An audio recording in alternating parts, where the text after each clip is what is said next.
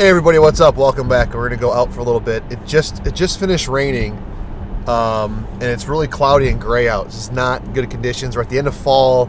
Most of the colors have fallen off the trees. But I just had to get out of the house. I've been working like crazy. I just feel like I had to get out of the house for just 45 minutes, and I'm bringing you guys along with me. I want to talk about the Sony A9 III and photography as a whole a little bit. This is maybe episode 1 of my ramblings, whatever I title this.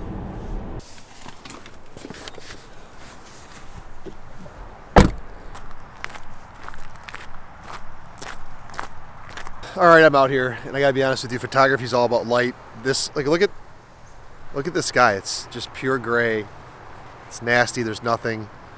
I just had to get out and shoot something. We're in the middle of like dead season. I call it. It's like the worst time to shoot. It's not even like cool snowy landscapes. It's just dead, nasty trees. So I'm looking for anything to shoot. Some cool patterns. Something. I've got this like tree behind me. If you guys can get my head out of the frame. I don't know if you guys can see that, but there's like some cool vines on it. Anyways, the Sony A9 III was released. And I kept seeing headlines that was like talking about how fast the frame rates are and global shutter and what it does. And I think some videos hit on this, but a lot of videos missed on it. What is the most interesting about the Sony A9 III, and then what does global shutter bring that actually is interesting? Because I believe photography right now is at a point where all these cameras can do really good stuff. I mean, you're talking semantics and minuscule different things. It's, you know, what ecosystem you want to be in, what kind of glass you want to be in, you know, body shape, design, ergonomics. That's way more important. But the global shutter does bring a couple things. And the three things that I saw, and I'll talk about them in least to most importance in just a second. I gotta take this picture. Yeah, the first one.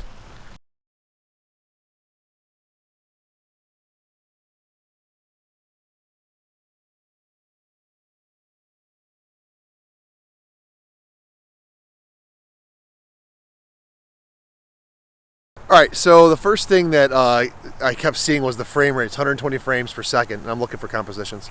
And to me, I thought to myself, who the hell would want to shoot 120 frames per second outside like the niche 1% sports photographer where 60 frames per second wasn't possible or wasn't good enough? Can you imagine what you have to do to cull and go through all those images? 120 frames a second? I mean, you're talking just a few seconds of burst, and you've got 500 photos to go through. That's insane. I want nothing to do with that. And to me, that was the least interesting thing, but people talk about that. It's like specs, you know, in cars or whatever. It's like, yeah, mine's a 1,000 horsepower car, mine's an 1,100 horsepower car, but who cares if your tires can't like get that power to the ground? I'm not saying it's the case with Sony, I'm just saying it's the least interesting spec. Now, what was more interesting was that with global shutter, it eliminates rolling or banding and rolling shutter. And that's interesting because, you know, it unlocks a lot of different stuff. But to me, that still wasn't the most interesting thing. The most interesting thing was the flash sync speed. I think you're going to find people doing interesting things at real high flash sync speeds. I think it said, what, up to 1/80 thousandths of a second. To me, that's going to unlock some kind of creative unknowns that maybe we don't have today. I think that's probably the most interesting thing. Oh, find something else.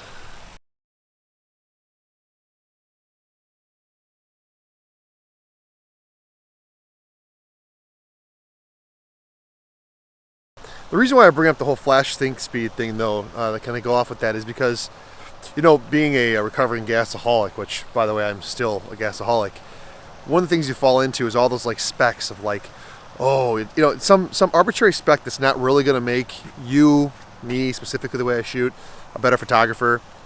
But I look for things that are actually interesting. I'm not buying a Sony A9 III. I'm not spending $6,000 on something like that. But the flash sync speed is interesting, right? I've never been super into flash. It's probably something I should get more into. But I think that's really, really cool. I think it is more exciting, though, to see 5 years down the road when that technology becomes cheaper, maybe more efficient, or more cost-effective, what that means for other cameras. Maybe the next A7 IV has something in there, right? Or maybe Canon competes with that and does something else, or Nikon. Although I think Nikon's buying sensors from Sony now, so probably not. But I think that's the most interesting thing: is what does it actually do to unlock some creative freedom and flexibility. What new does it bring to the market? And I think those things are way more important. Yeah, as I walk around out here with my Fujis. There's nothing to shoot. This is terrible. I'm enjoying the time though. I'm like trying to make something out of nothing. Like, can I shoot these leaves and make something out of it? I don't know. I'm trying to find anything right now.